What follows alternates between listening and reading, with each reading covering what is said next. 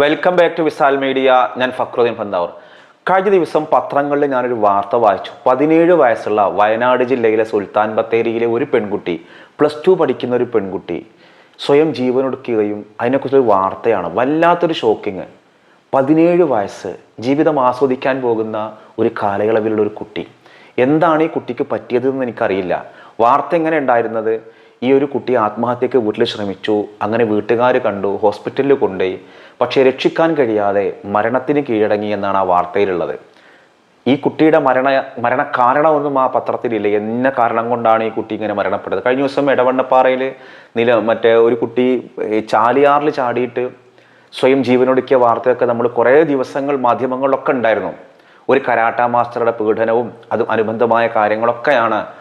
സ്വന്തം വസ്ത്രം പോലും, മേൽവസ്ത്രം പോലും ഉപേക്ഷിച്ചിട്ടാണ് ആ പെൺകുട്ടി അന്ന് വെള്ളത്തിൽ ചാടി ജീവനൊടുക്കിയത്. നമ്മുടെ രാജ്യത്ത് ഒരു വർഷത്തിൽ, നമ്മുടെ കേരളത്തിൽ ഒരു 300ഓളം കുട്ടികളെങ്കിലും ഇത്തരത്തിൽ സ്വയം ജീവനൊടുക്കുന്നുണ്ട് പല കാരണങ്ങളാൽ. ഈ കുട്ടികൾക്കിടയിലുള്ള ഈ ജീവനൊടുക്കുന്നത് വർദ്ധിക്കുന്നത് ഈ കോവിഡിന് ശേഷമാണ്. അപ്പോൾ അത്തരം സന്ദർഭങ്ങളിൽ രക്ഷിതാക്കൾക്ക് എന്താ ചെയ്യാൻ കഴിയുക? അവനവൻ്റെ മക്കൾ ചെറിയ നിസ്സാര കാരണങ്ങൾ മതി, ടൂറ് പോകാൻ പറ്റാത്തതിന്, വഴക്ക് പറഞ്ഞതിന്, ഇങ്ങനെ പല കാരണങ്ങൾ കൊണ്ട് കുട്ടികൾ ചെയ്യുന്നുണ്ട്. അപ്പോൾ തീർച്ചയായിട്ടും കുട്ടികളും രക്ഷിതാക്കളും കണ്ടിരിക്കേണ്ട ചില പ്രധാനപ്പെട്ട കാര്യങ്ങളാണ് ഞാൻ ഇന്ന് ഈ വീഡിയോയിൽ ഉൾപ്പെടുത്തുന്നത്. കൂട്ടത്തിൽ ആ വയനാട് സുൽത്താൻ ബത്തേരിയിലുള്ള ആ ഒരു ഷിബിലാശ്വറിൻ എന്ന 17-കാരിക്ക് അള്ളാഹു മഗ്ഫിറത്ത് കൊടുക്കട്ടെ, മർഹമത്ത് കൊടുക്കട്ടെ, ഖബറിടം അള്ളാഹു വിശാലമാക്കട്ടെ, ആ ഒരു കുടുംബത്തിന് അള്ളാഹു ക്ഷമ നൽകട്ടെ. എന്താണ് ആ കുട്ടിക്ക് പറ്റിയത്? നമുക്കൊരു വിശ്വാസി എന്ന നിലക്ക് നമുക്ക് ചെയ്യാവുന്ന ഒരേ ഒരു ഘടകം പ്രാർത്ഥിക്കണം. അള്ളാഹു ഗഫൂറാണ്, റഹ്മാനാണ്. പല കുട്ടികളും ഇതൊക്കെ ഒരു പൊടുന്നനെ എടുക്കുന്ന ഒരു തീരുമാനമാണ്. അവരത്രയും മാനസികമായ വിഷാദങ്ങളിലൂടെയോ പല രീതികളിലൊക്കെ കടന്നു പോകുന്ന ആളുകളായിരിക്കും. എന്തിനാണ് ഈ കുട്ടികൾ ഇങ്ങനെ ചെയ്യുന്നത് നമ്മൾ ആദ്യം മനസ്സിലാക്കുക. കുട്ടികൾ ഇങ്ങനെ ചെയ്യാൻ പല കാരണങ്ങളുണ്ട്. ഒന്ന് വിഷാദം, ഡിപ്രഷൻ. അവർ മാനസികമായിട്ട് ഹെൽത്തി അല്ല. മതപരമായ ബാധ്യതകൾ പോലും അവർക്കുണ്ടാവില്ല, കാരണം അവർ രോഗികളാണ്. അതേപോലെ അവർക്ക് സ്ട്രെസ്സ്, മൊബൈൽ ഫോൺ ഉപയോഗങ്ങൾ, അതേപോലെ ഗെയിമിന് അഡിക്റ്റ് ആവുക, പ്രണയനൈരാശ്യങ്ങൾ, മാതാപിതാക്കളുടെ വഴക്കിൽ ഉൾക്കൊള്ളാൻ കഴിയാത്ത വിഷയങ്ങൾ, അല്ലെങ്കിൽ ആരെയെങ്കിലും കുറിച്ചുള്ള ഭീതി, ആരെങ്കിലും ലൈംഗികമായി ചൂഷണം ചെയ്തത് പിന്നീട് പുറത്തു പറയുമോ, അങ്ങനെ പല കാരണങ്ങൾ കൊണ്ട് ഈ കുട്ടികൾക്കിടയിലുള്ള ആത്മഹത്യകൾ വർദ്ധിക്കാറുണ്ട്. കൂട്ടത്തിൽ അവർക്ക് പഠിക്കാൻ വേണ്ടിയിട്ട് പറയുകയും ആ സ്ട്രെസ് താങ്ങാൻ കഴിയാതെയും സ്വയം ജീവനൊടുക്കുന്ന സന്ദർഭങ്ങളൊക്കെ ഉണ്ട്.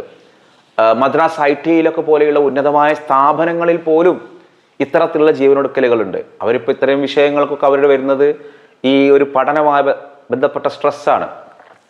അപ്പോൾ ഇത്തരം സന്ദർഭം രക്ഷിതാവെന്ന നിലക്കും കുട്ടികളെന്ന നിലക്കും നമുക്ക് എന്താ ചെയ്യാൻ കഴിയുക എന്നുള്ളതാണ് ഈ വീഡിയോയിൽ പറയുന്നത്. നിങ്ങൾ ഈ വീഡിയോ സ്കിപ്പ് ചെയ്യാതെ കാണുക. സമാനമായ കൗമാരക്കാരെ രക്ഷിതാക്കൾക്കുണ്ടെങ്കിൽ നിങ്ങൾ ഈ വീഡിയോ അയച്ചു കൊടുക്കുക, ഉപകാരപ്പെടട്ടെ. ഒന്നാമതായിട്ട് നമ്മൾ ചെയ്യേണ്ടത്, രക്ഷിതാക്കൾ 6 കാര്യങ്ങൾ ഞാൻ പറയാം. ഈ 6 കാര്യങ്ങൾ നിങ്ങൾ ശ്രദ്ധിച്ചാൽ തന്നെ വളരെ വലിയൊരളവിൽ നമ്മുടെ മക്കളെ നമുക്ക് കൂടെ കൊണ്ട് ചേർക്കാം, ഏറ്റവും നല്ല സുഹൃത്തുക്കളാക്കാം. ഫസ്റ്റത്തെ ഒരു കാര്യം ക്വാളിറ്റി ടൈം പങ്കിടുക എന്നുള്ളതാണ്. നിങ്ങളുടെ ലൈഫൊക്കെ നിങ്ങൾ ഒന്ന് സെറ്റ് ചെയ്ത് നോക്കുക. നിങ്ങൾ നിങ്ങളുടെ മക്കളുമായിട്ടൊരു അരമണിക്കൂറെങ്കിലും കമ്മ്യൂണിക്കേറ്റ് ചെയ്യുന്നുണ്ടോ? അരമണിക്കൂർ.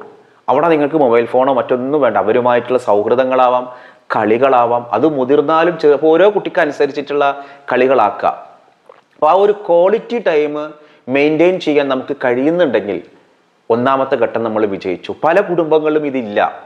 അറ്റ്ലീസ്റ്റ് നമ്മൾ ഡൈനിങ് ടേബിളിൽ ഭക്ഷണം കഴിക്കാതിരിക്കുമ്പോഴെങ്കിലും നമ്മൾ എന്തെങ്കിലുമൊക്കെ സംസാരിക്കാനും ഈ സ്കൂളിലെ കാര്യങ്ങൾ ചോദിക്കാനും അവരെ കേൾക്കാനും ഒക്കെ രക്ഷിതാവായ ആളുകൾ, ഉമ്മയും ഉപ്പയും, ഉപ്പ ഗൾഫിലാണ്, ആ വിളിക്കുമ്പോഴൊക്കെ സ്കൂളിലെ കാലം അന്വേഷിക്കുക. അതൊക്കെ ഒരു ചീത്ത വിളിച്ചിട്ട് അല്ലെങ്കിൽ സ്കൂളിലെ ഒരു അതോറിറ്റി മോഡലുള്ള അന്വേഷണമല്ല, മറിച്ച് ഒരു സുഹൃത്ത് എന്ന പോലെ നമ്മൾ ക്വാളിറ്റി ടൈം പങ്കിടാൻ ശ്രദ്ധിക്കണം. രണ്ടാമതൊരു കാര്യം, കുട്ടികളുടെ വാശി ഒരിക്കലും പ്രോത്സാഹിപ്പിക്കരുത്. ചെറിയ കുട്ടികളാകും തോറും വാശിക്കൊക്കെ നമ്മൾ നിന്ന് കൊടുത്താൽ വലിയ ആളുകളാകുമ്പോൾ അവർക്ക് വലിയ തരം വാശികളാവും. അത് നമുക്കൊരിക്കലും സാധ്യമില്ലാത്ത കാര്യങ്ങൾ അവർ ചോദിക്കുന്നുണ്ടാവുക.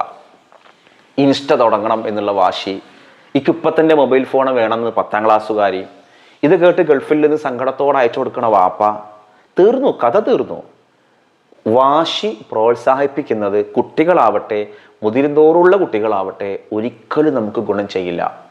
അവരുടെ വാശിക്കനുസരിച്ച് ആ വാശി കിട്ടിയില്ലെങ്കിൽ അവരതിനെ പ്രതിരോധിക്കാൻ വേണ്ടിയിട്ട് കാലോചിതമായുള്ള കാര്യങ്ങൾ ചെയ്യും.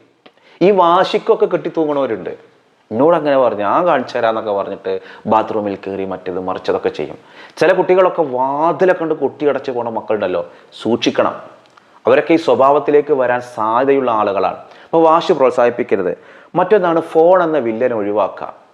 മൊബൈൽ ഫോൺ എന്നുള്ളത് നമ്മുടെ നിത്യ ലൈഫിൽ അവശ്യ വസ്തുവാണ്. പക്ഷെ വിദ്യാർത്ഥികൾക്കോ അവർക്കൊരു ആവശ്യ വസ്തുവാണ്. അവർക്ക് പഠിക്കുന്ന പാഠഭാഗങ്ങൾ ഉണ്ടാവാം, ഒരു എൻ്റർടൈൻമെൻറ്റിന് റീൽസ്. പക്ഷെ അതൊരു അഡിക്റ്റായിട്ട് മാറുന്നുണ്ടെങ്കിൽ നമ്മൾ സൂക്ഷിക്കണം. പലപ്പോഴും ഉമ്മമാരുടെ ഫോണാണ് മക്കളിങ്ങനെ യൂസ് ചെയ്യുക. വാപ്പമാരുടെ ഫോൺ 2 കാരണങ്ങൾ കൊണ്ട് കിട്ടൂല. ഒന്ന്, ഗൾഫിലായതുകൊണ്ട് മൂപ്പരെ ഫോൺ കിട്ടൂല. ഇനി നാട്ടിലുള്ള ആളാണെങ്കിലും മൂപ്പരൻ അതായിട്ട് നടക്കുന്നത് അതുകൊണ്ട് അതും കിട്ടാൻ സാധ്യതയില്ല. പിന്നെ ഉമ്മയുടെ ഫോണാണ്, നെറ്റ് അവൈലബിൾ ആണ്. വീട്ടിലൊക്കെ ഫോണൊക്കെ എടുത്ത ആളുകളുണ്ട്. ഇഷ്ടംപോലെ നെറ്റല്ലേ, BSNL 600 റുപ്യ കൊടുത്താൽ പോരെ എന്നൊക്കെ പറയാം. ഇങ്ങനെ നെറ്റ് ഉപയോഗിച്ച് നമ്മളെ തന്നെ വടക്കാക്കുകയാണ്. നമ്മൾ ഉപയോഗിക്കുന്ന ഡാറ്റ തീരണ്ടേ? എല്ലാവരും കൂടെ ഉണ്ട് സ്പ്രെഡ് ചെയ്ത് ഉപയോഗിക്കുക.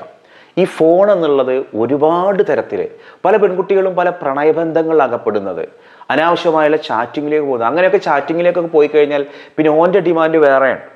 ഇത് തിരിച്ചറിയാനുള്ളൊരു പ്രായമായിട്ടില്ല. ഇതൊക്കെ ഒരു സൗഹൃദമാണെന്നും എൻ്റെ വാപ്പാനേക്കാളും ഉമ്മാനേക്കാളും എൻ്റെ പ്രിയപ്പെട്ടവരെക്കാളും എന്നെ സ്നേഹിക്കുന്ന അവനാണെന്നും കണ്ടില്ലേ അവൻ കെയർ ചെയ്യുന്നത്, എൻ്റെ ബർത്ത്ഡേ മറക്കാതെ വിഷ് ചെയ്തത്, 12 മണിക്ക് എന്നെ വിഷ് ചെയ്തത്. ഇതൊക്കെ പറയുമ്പോൾ ഈ ഒരു പെൺകുട്ടിക്ക്, ഒരു കൗമാരക്കാരായ കുട്ടിക്ക് തോന്നും കറക്റ്റാണ്.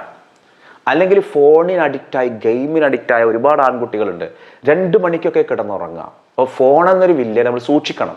ഒഴിവാക്കണമെന്ന് ഞാൻ പറയുന്നില്ല, പ്രാക്ടിക്കലായ കാര്യങ്ങളാണ് ഞാൻ പറഞ്ഞത്. ഒരു പരിധി നിശ്ചയിക്കുക, ഇത്രേ പാടുള്ളൂ എന്ന് പറയാം. കുട്ടികൾക്ക് അതൊരു വലിയ പ്രയാസമാണ്. പക്ഷെ ആ കുട്ടികളൊക്കെ വലുതായി കഴിയുമ്പോൾ തങ്ങൾക്ക് ഇത്രയും ശിക്ഷണം കിട്ടിയതിൽ അവർ അഭിമാനിക്കും. ആ മാതാപിതാക്കളെ ഓർത്തിട്ട് അവർ അവരുടെ തലമുറയിലെ മക്കൾക്ക് ഒരു സന്ദേശം കൊടുക്കാൻ അത് കഴിയുകയും ചെയ്യും. മറ്റൊന്ന്, ശരിയായ സമയത്ത് തിരുത്തുക എന്നുള്ളതാണ്. നമ്മുടെ കുട്ടിയുടെ കയ്യിലൊരു പിഴവുണ്ടെങ്കിൽ അത് നമ്മൾ തിരുത്താൻ നമ്മൾ ശ്രമിക്കണം. നമ്മൾ മറ്റുള്ളവരുടെ മുന്നിൽ വെച്ചിട്ട് നമ്മുടെ കുട്ടികളെ നമ്മൾ എൻ്റെ കുട്ടി ഒരു തെറ്റും ചെയ്യില്ല എന്ന് പറഞ്ഞ് നമ്മൾ ചേർത്ത് പിടിക്കുമ്പോൾ അനാവശ്യമായ ആ പൊക്കൽ, ആ ചേർത്ത് പിടിക്കൽ കുട്ടികൾക്ക് വീണ്ടും വീണ്ടും ഈ തെറ്റ് ചെയ്യാനുള്ള പ്രേരണ ഉണ്ടാവും.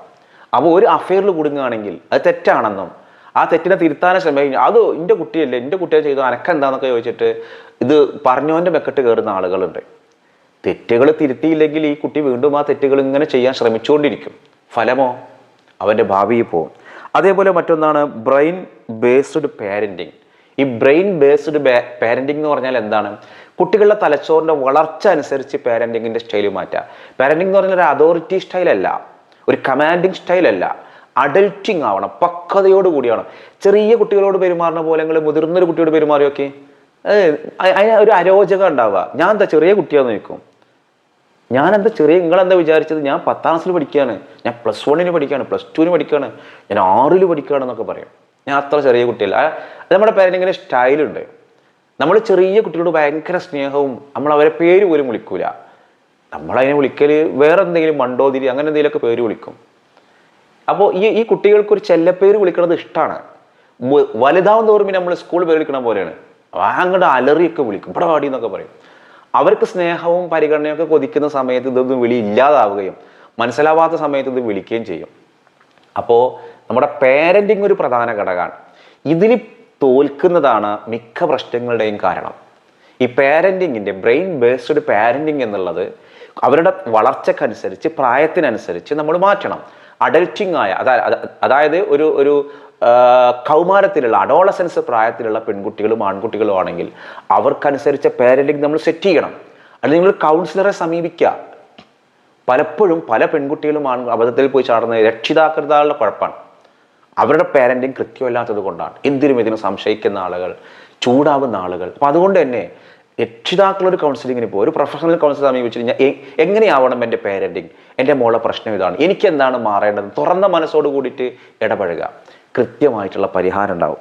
മറ്റൊന്നാണ് മാനസികമായ ആഘാതം കുട്ടികൾക്ക് ഇല്ലാതാവുക. സ്ട്രെസ് മാത്രമല്ല, കുട്ടികൾക്ക് പല കാര്യത്തിലും മാനസിക ആഘാതങ്ങൾ ഉണ്ടാവും. കുറേ പഠിക്കാനുണ്ട്, പഠിക്കാൻ ആ കുട്ടിനെ കൊണ്ട് കഴിയാത്തതിലും വളരെ വലിയൊരു ഭാരം അടിച്ചേൽപ്പിക്കുമ്പോൾ മാനസിക ആഘാതങ്ങൾ ഉണ്ടാവും. ഫലമോ ആ കുട്ടിക്ക് ഇനി ജീവിക്കണ്ടെന്ന് തോന്നും.